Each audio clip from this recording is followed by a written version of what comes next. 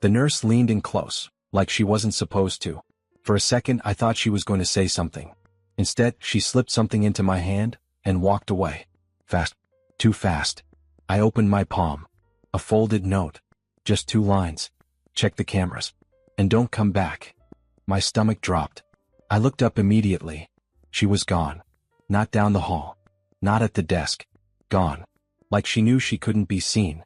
I turned toward the glass window. My wife was still there. Unconscious. No movement. Machines keeping her alive. Everything looked normal. But now it didn't feel normal. Not even close. I'm Eric Lawson.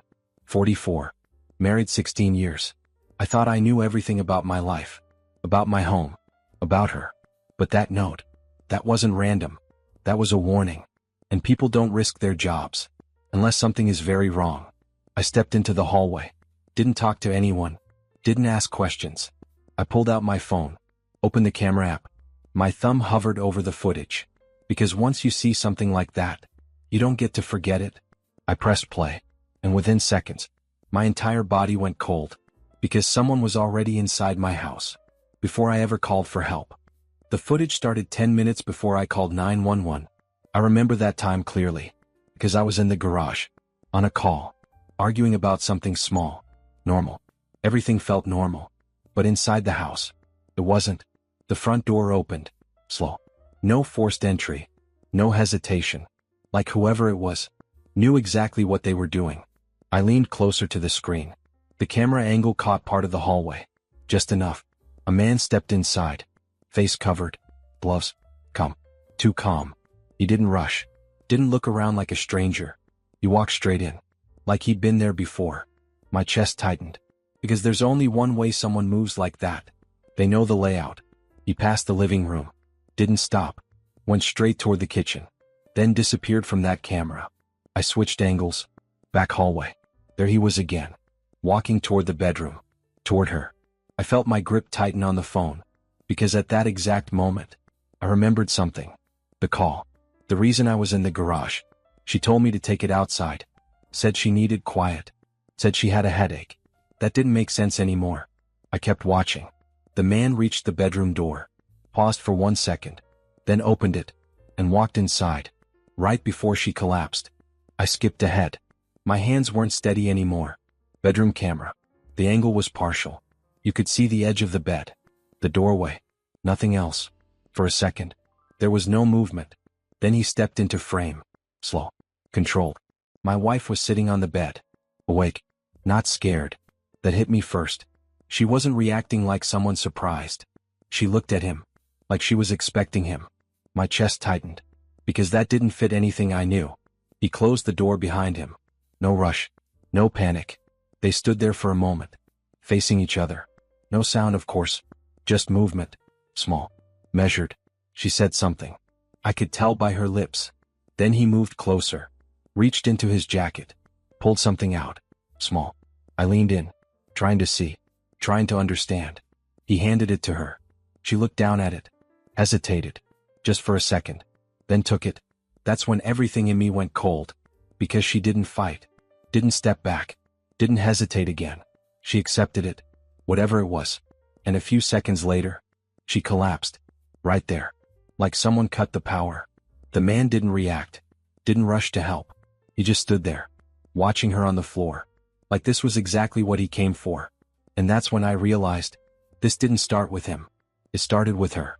I replayed that moment 3 times. Same result. She took something from him. Then she dropped. No struggle. No panic. Just over. I kept watching. Because the next part mattered more. The man didn't rush out. Didn't even look nervous. He crouched down beside her. Checked something. Her wrist. Her neck. Then he stood up. Walked to the nightstand. Opened the drawer. Like he knew exactly what was inside. That's when I felt it again. That cold feeling. Because this wasn't random. He wasn't guessing. He was following something. He pulled out a small bottle. Looked at it. Then placed it back. Exactly where it was. Clean. Controlled. Then he turned. And looked straight toward the camera. Not surprised. Not worried. Just aware. Like he knew it was there. And didn't care. That part stayed with me. Because people who are afraid don't do that. He walked out of the room. Same pace. Same calm steps. And a minute later, he was gone. Front door closed. No trace. I stared at the screen for a long time.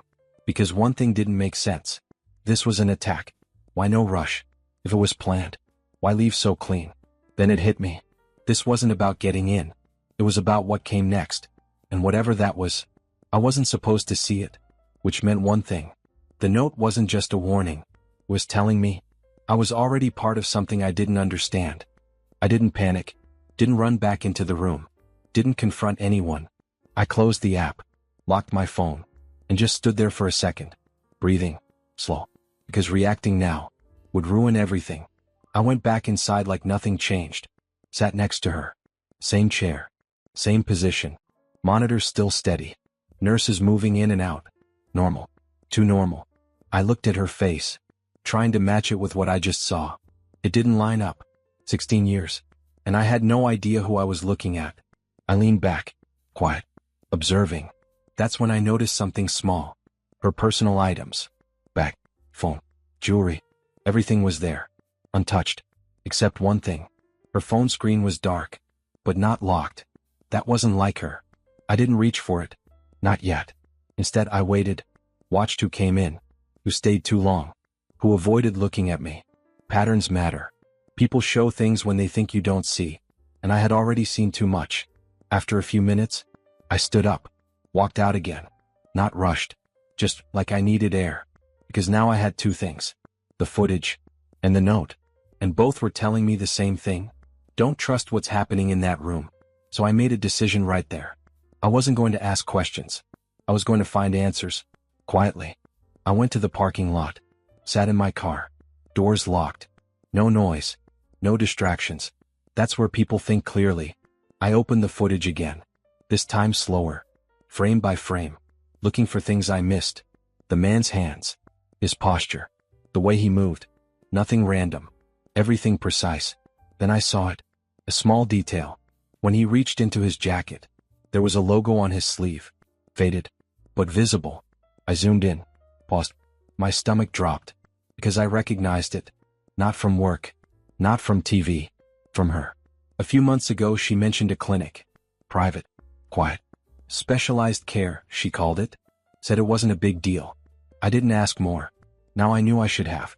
I searched the name. Found the logo. Exact match. Same one on his sleeve. That's when it clicked. This wasn't a break-in. This wasn't random. This was medical. Controlled. Planned. And she knew him.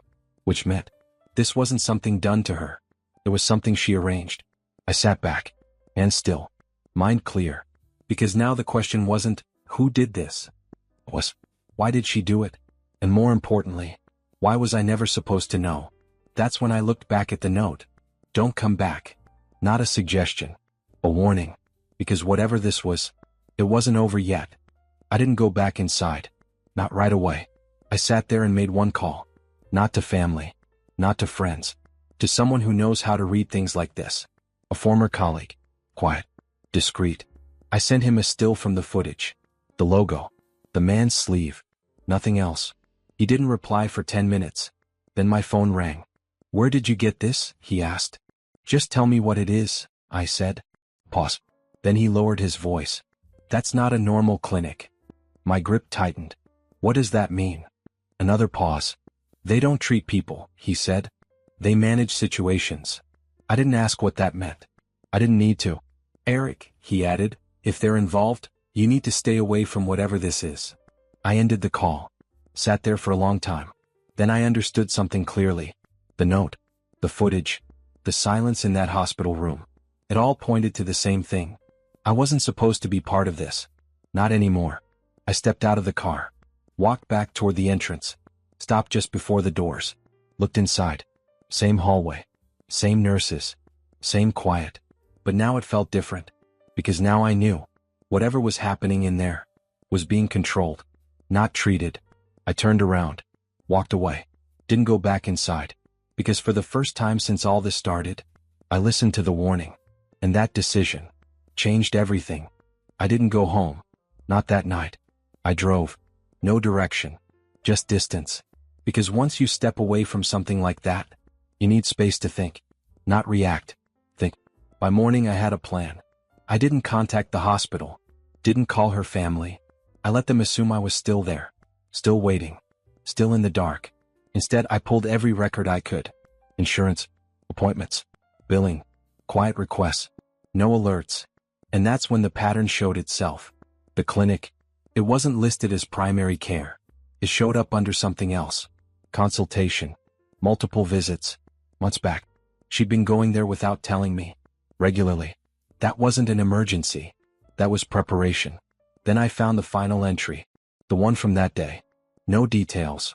Just one line. Procedure completed. I sat there staring at it. Because now everything lined up. The man. The timing. The collapse. It wasn't an accident. It was the outcome. Exactly as planned. I never went back to that hospital.